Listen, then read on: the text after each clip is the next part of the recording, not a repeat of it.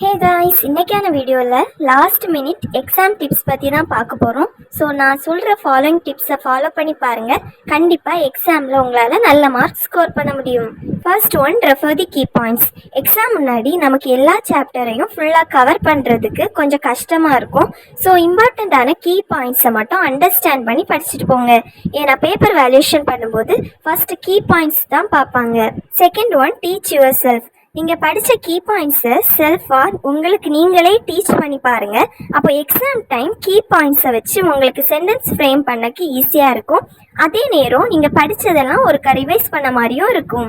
Third one, take breaks. Exam முன்னாடி நிறைய chapters நம்ம கவர் பண்ணணும்னு நம்ம பண்ணுற காமன் மிஸ்டேக் கண்டினியூஸாக படிச்சுட்டே இருக்கிறது. ஸோ இந்த மாதிரி பண்ணும்போது நம்ம தரவாக படித்த பாடமுமே நமக்கு மறக்க சான்ஸ் இருக்குது. ஸோ இந்த மாதிரி இல்லாமல் நீங்கள் படிக்கும்போது குட்டி பிரேக் எடுக்கிறது ரொம்ப நல்லது. Fourth one, practice with past question paper. Just lost time வந்த கொஸ்டின் பேப்பரை ரெஃபர் பண்ணுங்க. அதில் எவ்வளோ கொஸ்டின்ஸ் உங்களால் ஆன்சர் பண்ண முடியும்னு பாருங்க. இப்படி பண்ணும்போது உங்களை நீங்களே அனலைஸ் பண்ண முடியும். Last one, stay positive. Exam question paper ரொம்ப ஈஸியாக தான் வரப்போகுது. நீங்கள் ரொம்ப நல்லா எக்ஸாம் எழுத போகிறீங்க. ஸோ பாசிட்டிவ் மைண்ட் செட் வச்சுக்கோங்க. அதே நேரம் உங்கள் ஃப்ரெண்ட்ஸ்கிட்ட எவ்வளோ சாப்டர் கவர் பண்ணீங்க, என்னென்ன சாப்டர் கவர் பண்ணீங்கன்னு கேட்காதுங்க.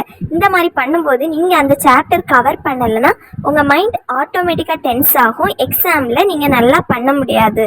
கைஸ், இந்த வீடியோ உங்களுக்கு பிடிச்சிருந்துச்சுன்னா வீடியோவுக்கு லைக் பண்ணிடுங்க. நம்ம சேனலையும் சப்ஸ்கிரைப் பண்ணிக்கோங்க. தேங்க்யூ.